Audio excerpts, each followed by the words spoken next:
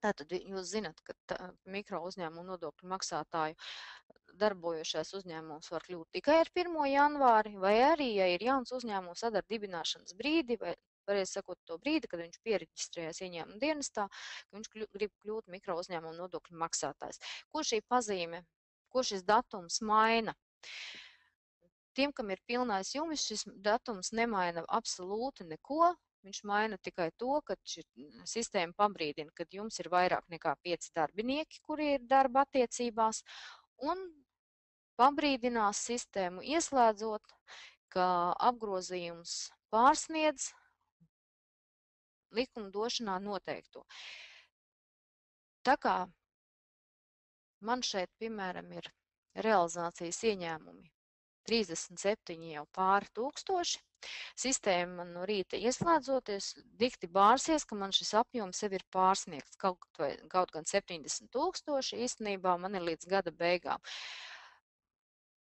Paziņojums ir izveidots tā, lai mēs varam kontrolēt savus ieņēmumus, jo jaunam uzņēmumam ieņēmumi ir nevis 70 000 gadā, bet proporcionāli. Ja, tātad, ja nodibinājāmies februārī, tātad 70 000 dalam ar 12, reizinam ar 10 mēnešiem, kuros mēs darbosimies, tātad realizācijas ieņēmumu nedrīkst pārsniegt nevis 70, bet jau pa 1/6 daļu mazāku summu. Tad vienkārši, lai pievērstam uzmanību, šis sistēmas paziņojums atverās un pabrīdina, kad, esiet uzmanīgi, ar tādiem apjomiem līdz gada beigām strādājot nebūs labi, zaudēsiet savu statusu. Ko darīt ar algām? Ar algām nav nekāda problēma. Ir divi varianti. Vai nu konfigurācijā pie algām ieliekam minimāla alga 0, iedzīvotāja likme 0 un darbinieku kartītē katram darbiniekam, kas mums strādās, vienkārši norādam nodokļu veidu, pamatlikme ar 0 izveidojam. Te jau mums ir autora atlīdzība, bet mēs varam izveidot pašu savu likmi. Mikro uzņēmumu nodokļu maksātājs ir visas 0 un veidojot algas, nekāda nodokļa netiks aprēķināta. Vairāk nekādas savādāk grāmatvedības uzskaita mikro uzņēmumu nodokļu maksātājiem nav. Tā kā droši varat kārtot un neuztraukties, ka kaut kas nav kārtībā. Pirmā deklarācija jums ir jāiesniedz aprīlī. EDSā šī deklarācija pašlaik ir, tur ir jānorāda pavisam daži cipari, un ja mēs apskatāmies šo deklarāciju, redzam, ka lielākā daļa tur īstenībā ir jāaizpilda roku.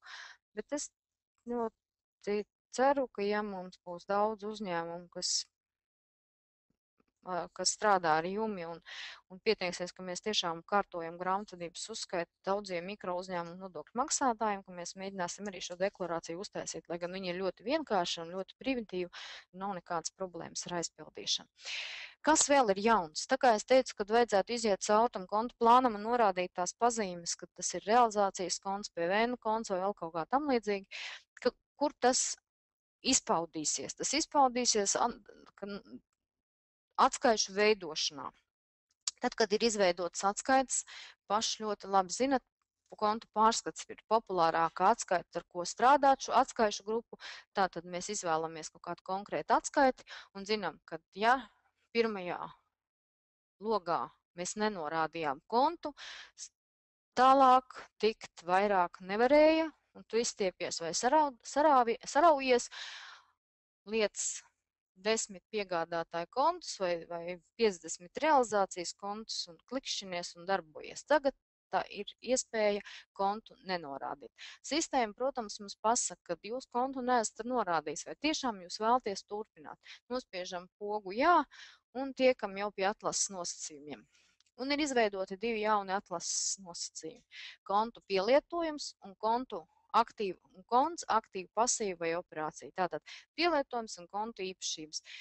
Tad, kad jūs šo logu atvērsiet, es pieļauju, ka jums nebūs neviena otra pazīme. Tas viss ir caur plusiņu atrodams, sameklējams un pieliekams. Ko nozīmē? Tas, ja mēs izvēlamies, ka mēs gribam, tātad sāksim ar aktīvu, pasīvu operāciju. Ja? Tātad, kas mūs varētu interesēt? Mums varētu visvairāk, ja mūs interesē peļņa un zaudējumi, tātad mēs gribam apskatīties kāds mums ir rezultāts šiem operāciju kontiem. Izvēlamies operāciju, spiežam tālāk, paskatāmies, lai šeit nav nekāda korespondējošie konti un spiežam pabeigt. Un redzams, ka mums ir izveidojusies atskaite tikai un vienīgi no operāciju kontiem. Ja mēs šeit pārbaudam ar peļņu, tad redzam, ka mums šī peļņas summa sakrīt pilnīgi ar to, kas mums ir šajā atskaitē. Tātad šī atskaite veidojās tikai no tām pazīmēm, kas ir ieliktas kontu plānā. Ja mēs gribam apskatīties, kas mums notiek ar aktīvu kontiem, izvēlamies, un mums ir izveidojusies pavisam cita atskaite, kur mēs varam apskatīties, kas mums notiek ar aktīvu kontiem. Nu, atskaita varbūt šeit nav tik izdevusies, tad vajadzētu noteikti arī ielikt konta kodu, ja, korespondējošā konta kodu, tad mēs varam redzēt, kas ir pa debetu, kas pa kredītu. Tieši tas pats, ja mēs izvēlamies pasīvu. Tātad viss konti, kuriem ir pazīme pasīvu konts, izveidos atskaiti. Savukārt pēc konta pielietojuma mēs varam veiksmīgi apskatīties šo pašu realizācijas atskaiti, izvēlēties, ka mums nav nekādi papildus konti jānorāda, mēs gribam redzēt tikai to, kas mums saistīts ar realizāciju, un klikšķis un atskaita tiek atvērta. Ja? Un varam pārbaudīt, vai tiešām viss atbilst patiesībai. Jā, lūk, realizācija mums ir šāda summa, un te ir tieši tāda pati summa.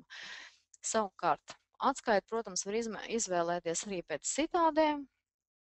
citādām pazīmēm, ja, vienkārši varam un skatāmies, un šeit nekādas darbības nav notikušas. Šajā kontā atskaita atvērsies tukši. Tātad tas palīdz izveidot atskaitas, nenorādot kontus, bet norādot kaut kādas vienveidīgas pazīmes. Tātad tas arī ātrāku darbu dara un atrodiet laiku un tiešām šīs pazīmes norādiet. Un atceraties, ja, ko es teicu, ka tagad kopsumma aprēķins ir drusciņi savādāks vizuāli, ja, parādās. Tātad, ja pasīvu kontiem ir izmaiņas un operāciju kontiem, tas tāds aktīvi redzams. Tātad, ja mēs uztaisam atskaiti un ieliekam piemēram, apgrozījumu, vai arī tas uz atlikumiem attiecās kādu kopsummu, lai rāda rezultātu kredīts mīnus debets, tad ir jāatcerās, ka aktīvu kontiem, ja ir priekšā mīnusiņš, tas nozīmē, ka ir nepareizā pusē atlikums, pasīvu kontiem mīnusiņš nozīmē, ka ir nepareizā pusē vai debet pusē.